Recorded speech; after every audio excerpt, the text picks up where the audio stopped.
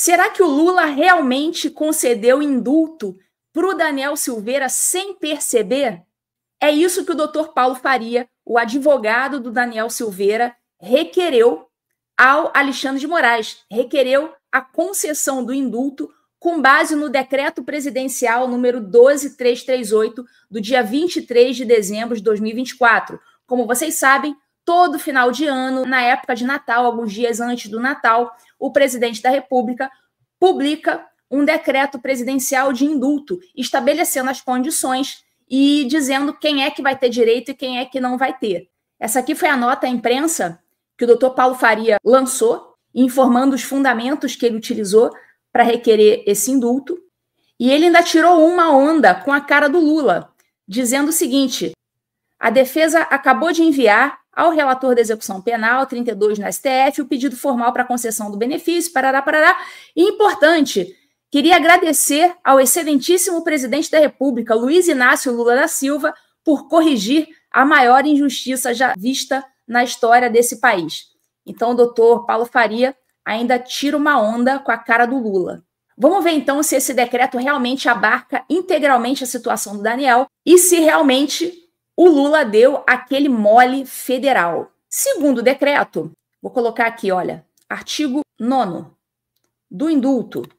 Concede-se indulto coletivo às pessoas nacionais imigrantes condenadas. Se você olha lá no artigo 9º, inciso 8º, lá embaixo, marcadinho de vermelho, olha, o indulto vai ser dado para quem foi condenado à pena privativa de liberdade que esteja em livramento condicional, caso do Daniel, ou cumprindo pena em regime aberto, cujo período de pena remanescente em 25 de dezembro de 2024 não seja superior a 6 anos, se não reincidentes, ou 4 anos, se reincidentes. Então, o primeiro requisito está preenchido.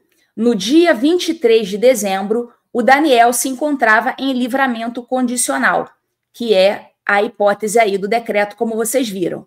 O livramento do Daniel foi revogado no dia seguinte, dia 24 de dezembro. Então, na data do decreto, dia 23, ele estava em livramento condicional perfeitamente válido. Então, o primeiro requisito preenchido. O segundo requisito é restar menos de 6 anos de cumprimento de pena. E como o próprio Alexandre de Moraes já havia consignado na decisão anterior, restavam 5 anos e alguma coisa de pena, ou seja, restavam menos de 6 anos para o Daniel cumprir pena. Então, o segundo requisito, preenchido. O terceiro requisito é o apenado não se enquadrar em nenhum dos crimes descritos no artigo 1º. E que crimes são esses? Tá aqui, olha, o artigo 1º diz o seguinte: o indulto e a comutação de pena não alcançam as pessoas condenadas por... Aí lista um monte de crime ali. Se a pessoa foi condenada por algum daqueles crimes, o indulto não vai abranger essas pessoas. O Daniel, ele foi condenado pelo delito da Lei de Segurança Nacional e pelo crime de coação no curso do processo, artigo 344 do Código Penal. Se nenhum desses dois crimes estiver descrito aqui no artigo 1º, ele vai preencher. Esses crimes são os seguintes: crimes hediondos, tortura, lavagem de dinheiro, organização ou associação criminosa, terrorismo, racismo, escravidão, tráfico de pessoas, genocídio, crimes contra o sistema financeiro nacional, licitações, crimes contra a dignidade sexual, peculato, corrupção quando a pena for menos de 4 anos, alguns crimes do Estatuto da Criança e do Adolescente, crimes contra o meio ambiente, contra o Estado Democrático de Direito previsto no Código Penal. Não foi esse que o Daniel foi condenado.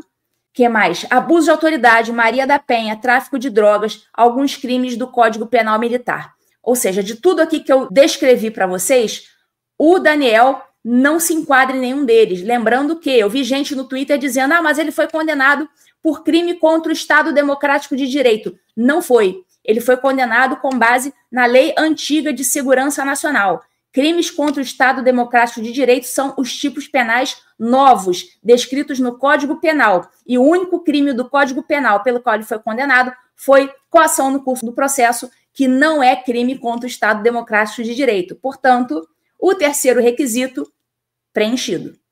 O quarto requisito é a ausência de faltas graves. O preso não pode ter praticado falta grave nos 12 meses anteriores à concessão desse indulto. Vocês veem aí no artigo 6º do decreto, diz, olha, que a declaração do indulto fica condicionada à inexistência de aplicação de sanção por falta disciplinar de natureza grave. O próprio Alexandre de Moraes, na sua decisão que liberou o Daniel em 20 de dezembro, disse expressamente que ele não tinha faltas. E eu vou mostrar para vocês a decisão, tá aqui, decisão do Moraes. Observa-se comprovado o bom comportamento carcerário durante a execução da pena, sem cometimento de qualquer falta disciplinar. Então, o próprio Moraes está afirmando que ele, o Daniel, não tem falta grave. Portanto, quarto requisito preenchido.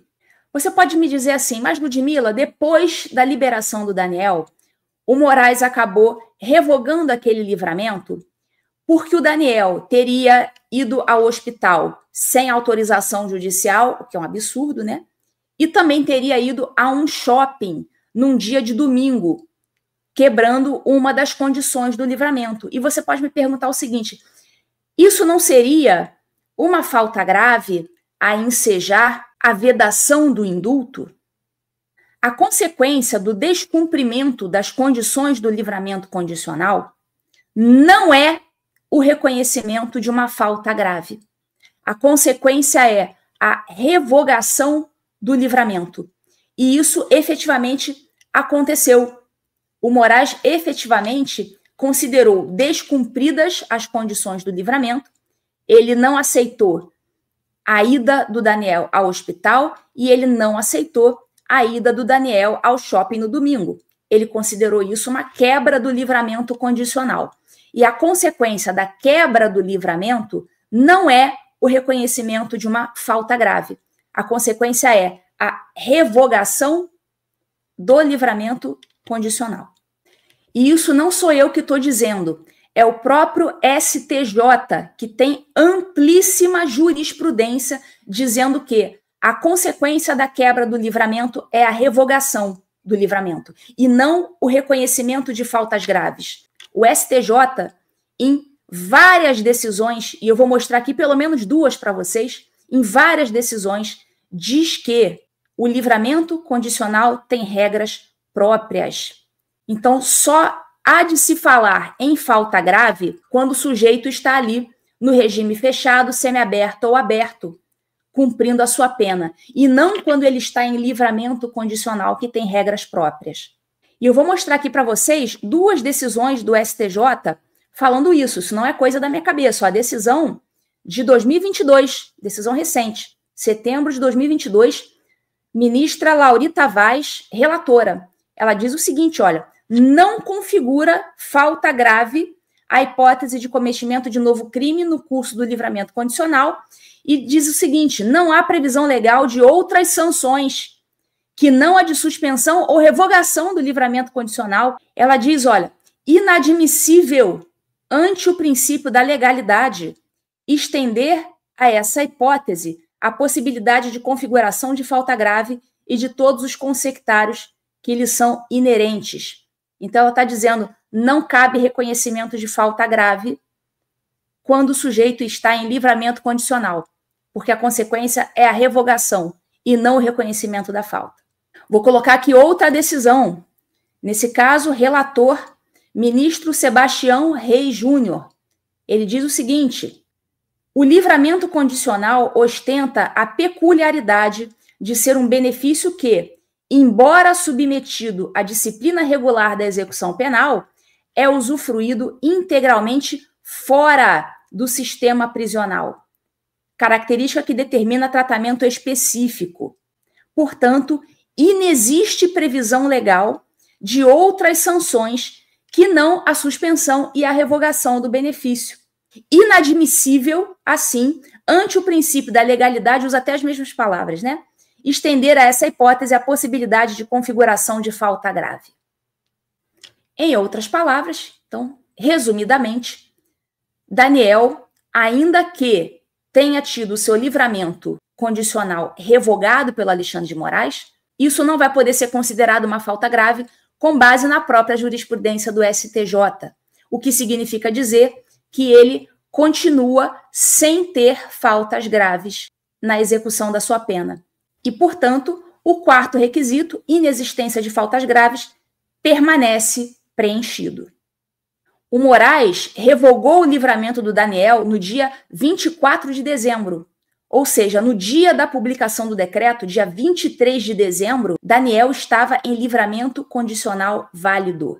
Portanto, ele preenche todos os requisitos e faz jus ao indulto.